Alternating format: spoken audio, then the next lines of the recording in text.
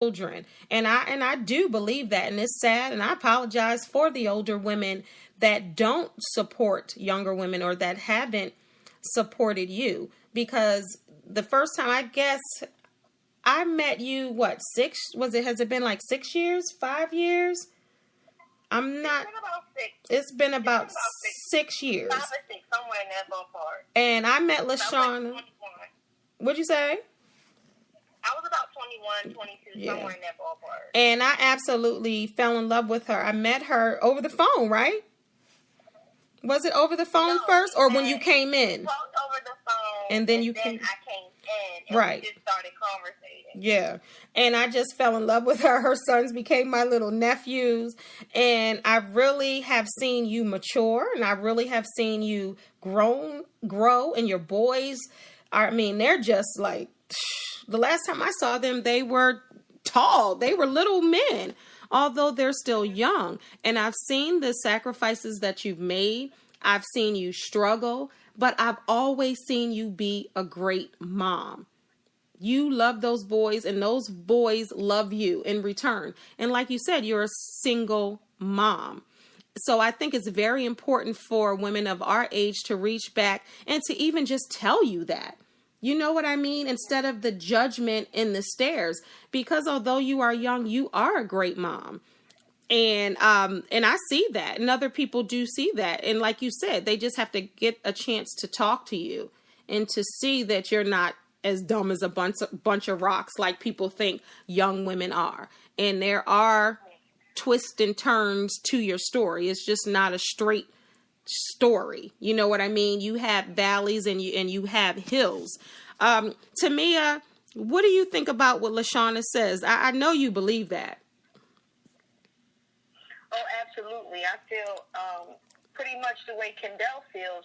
I want to apologize. I know for me, if I was in the line and your boys was doing something, I probably would have been like, come on, you heard what your mom said. Go on over there and sit down somewhere. So I'm going to be the one to help, you know. So I want to say to you that you're amazing, because there's a lot of 27-year-old girls that are not raising their children for whatever reason. I don't down them for that, because their story is their story.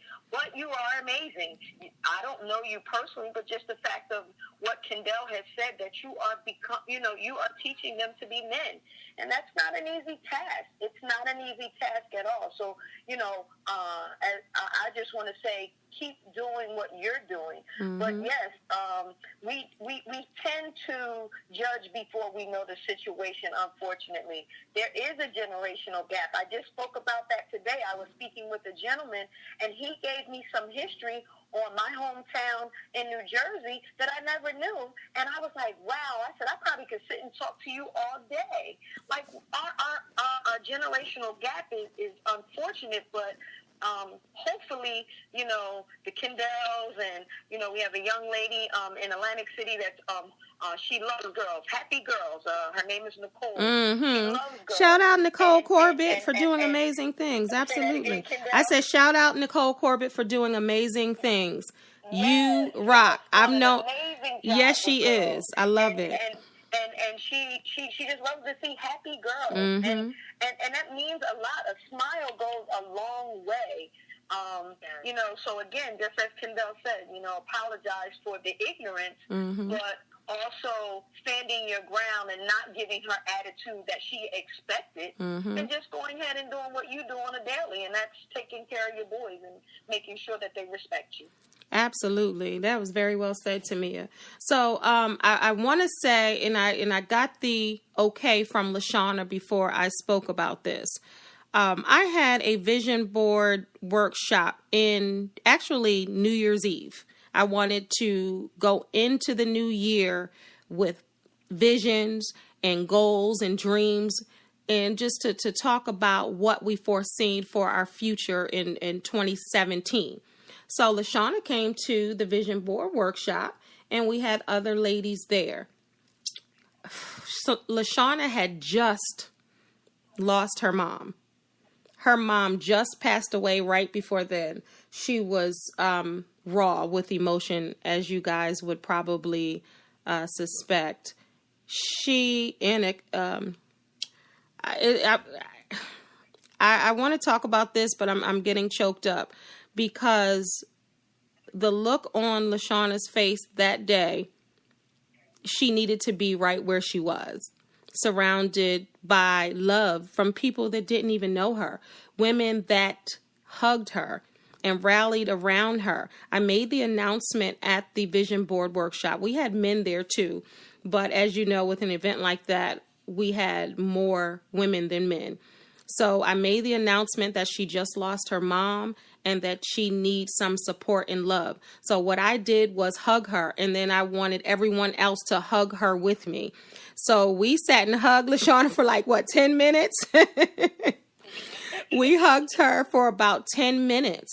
And after we hugged, I seen women walking up to her and saying, hey, if you need anything. I know Precious, who is singing at my Gleams Women's Empowerment Conference. I know she gave you her number. You guys exchanged numbers.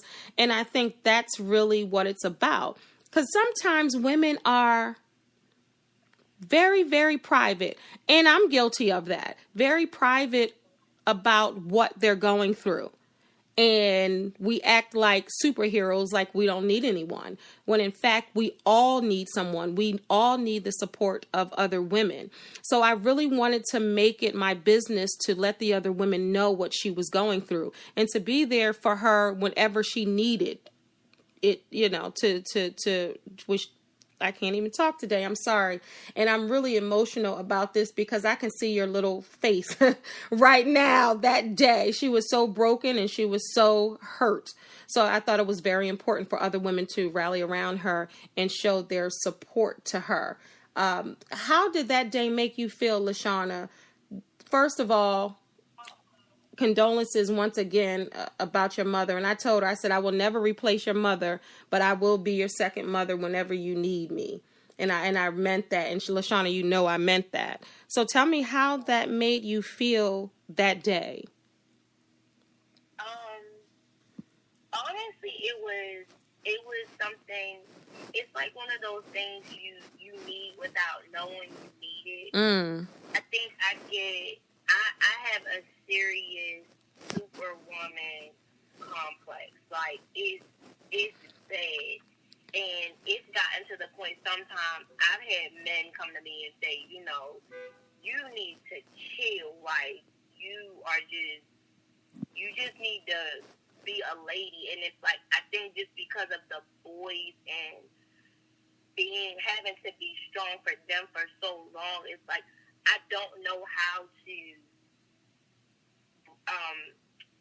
share that kind of emotion with people. Like I'm not, unless we're really close, you're not going to see me cry in front of you. I'm not going to break down because I'm not going to show that weak side to me. I'm just not. I'm not going to open up like that.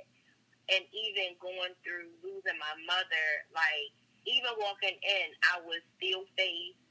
I was like, no one's going to make me cry. I'm not going to cry. I'm going to be strong. I'm going to get through this. And then I'm going to go back home and everything is going to be okay. And it was just like, I think it was just a combination of like, Precious singing the song and then like the thoughts running through my mind. And it was just like, I couldn't hold it in. You broke. But it was like, I broke. And it was like, I wasn't made to feel like I was weak for breaking. Like, it wasn't judgment. Like, everyone was very genuine when they, you have those hugs where it's just like, oh, the pad, and like, oh, it's going to be okay. And then you have those, you feel the love and the hug. And it was from people that I literally had just met. The mama hugs. I think maybe one or two faces I had seen before, but like everyone else, we were just meeting that day, and it was just, it did my heart a lot of justice because we talked and kind of the backstory, so it was just like it was good for what to not feel alone in this world and not feel like I had to carry all of the burdens of everything that was going on, and it was okay for me to be human and not be supermom and not be superwoman and just have my moment but be okay with, like, it's going to be okay. Like, if you cry, it's going to be okay. Like, just because you cried doesn't make you weak. Just because you cried doesn't mean the situation is going to get worse. Like, it's okay. Absolutely. And I just, from that day forth, I'm just, like, if I needed to cry, I'm trying to work better with just letting the emotions instead of trying to always be superwoman. And that's what I told you. That's right. That, and I love that. And I'm so glad that we got to experience that with you, because I know you weren't going to come to the vision board workshop. And I was like, you got to come. You got to be there. And I'm so glad that you were there. You got there early. You were ready. You were yourself until Precious had a song called, she sang a song called Single Mother. And when she sang that and LaShawna started thinking about everything that she was going through, LaShawna was crying. And I was happy and sad to see that. Because like I told you earlier today, whenever you feel like crying, cry. Because if you hold back, you're holding your emotion and you're not really expressing your true self. So if you feel like crying, cry. And I'm so glad that you felt comfortable in that space to cry. And like you said, you got some mama hugs. You didn't get those little light fake hugs. You got some real hugs, and people were genuine and women were genuine because they want to see you win. They want to see you succeed. They want to hold you down. They want to have your back when you are weak.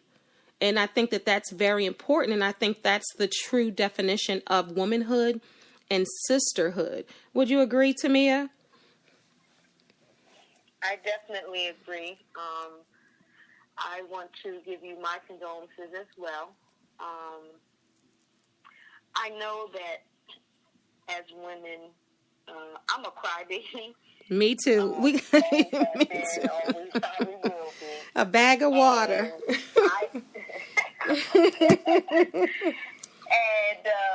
I really get a little disturbed when society makes us think that if we put our guard down for a minute and we cry, that we're weak. Because I don't know your beliefs, but when we cry and we make ourselves vulnerable, we actually are allowing God to get in. Amen. You better preach. And allowing Him, He will not, and when we're at that point, He will not allow the enemy to get in and steal anything that we need at that moment. So that's one of the reasons why when you let out that cry and you let out that emotion, God placed some awesome things in you, and now you've been able to take it and be strong again. God is an awesome God, and He, even though the enemy has a job to do, but God will not allow the enemy to come in and get you at your weakest point. That's right. He won't allow it. So when you were crying, you were at your weakest point where God needed you to be, just so that He could bring those women and just a hug. Because I tell people all the time, the greatest gift is love. Yes, absolutely. And it doesn't cost anything. It doesn't cost anything. And you left out of there with women who went home and prayed for you. You left out of there with something that no one could ever give you by buying it in the store. That's right. Or get it from anywhere else. So that's amazing testimony just to hear you say, you know what, I'm working on it. I cry a little bit more because, honey, I cry enough for the both of us. Kendall probably does too. Me and Kendall, we call each other crying all the time, so it doesn't matter. But it keeps us where we need to be. It keeps us grounded. And don't think you're the only one out there where the men are telling you, girl, you're too tough. Can you smile? Can you smile, sister? Smile, sister. Right. Because we're independent women. We think we got to do it all. I'm telling you, honey, I just learned how to allow somebody to open the door for me to be a gentleman. Oh, well, I know it's probably something normal that you see in the South, but because I'm so used to being by myself, doing it for myself, that when somebody does it, my defense mode goes up, honey, like, what you trying to do? Girl, I've I've been standing next to the door since I